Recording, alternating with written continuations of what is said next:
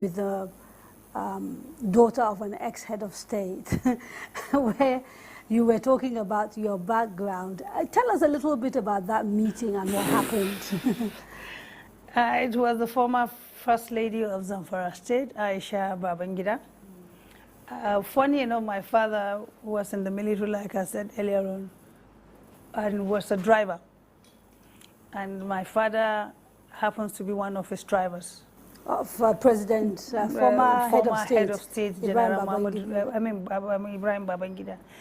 And we are now talking to, I think it's Action Aid, the collaboration on the girl child that I was talking about.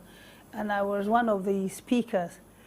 And I just looked at it and I said, what an irony of life. If anybody could for one day think that I, Binta, Masi, Garba, will sit down on the same table with a girl that my father was her father's driver, then I wouldn't believe it. But today is history. A daughter of a driver with a daughter of a head of state sitting on the same table to talk to those girls out there. And I told them that once if you have a focus and you have a vision, you are not deterred on the circumstances you found yourself, but you speak to yourself internally that you want to make a difference, and you set an agenda and you pursue it.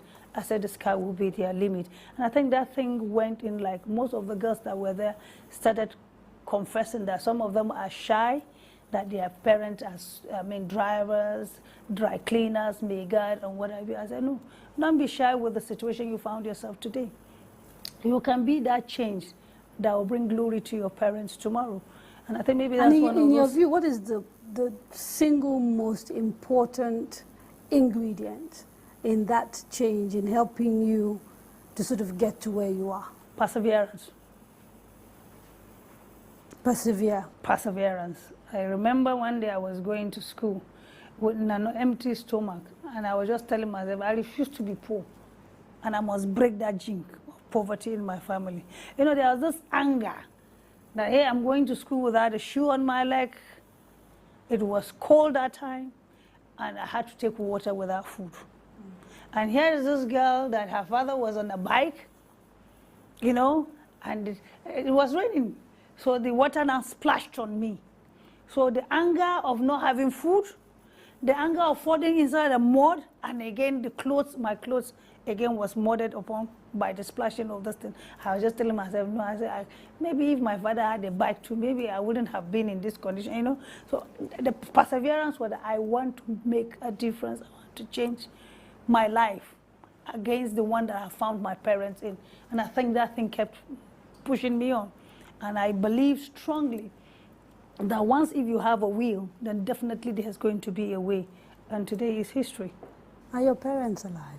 Yes, my father was 100 last year. He was what? Say that again. I was 100, he's still alive.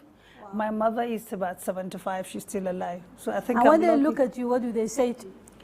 Well, one of the issues my mother normally tells me was like, Binta, you are always in my prayers.